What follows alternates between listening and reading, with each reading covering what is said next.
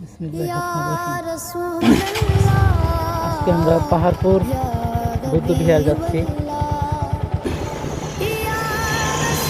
তো এটা হলো আমরা হাইওয়ে উঠলাম। হাইওয়েতে কিছু যাবো না, যদিও হাইওয়ে যাওয়া যায়। আমরা যদি নৌকা হয়ে যদি যেতাম হয়তো বা এই রোডের চাইতে আগে যেতে পারবো, কারণ যেহেতু মেন রোড।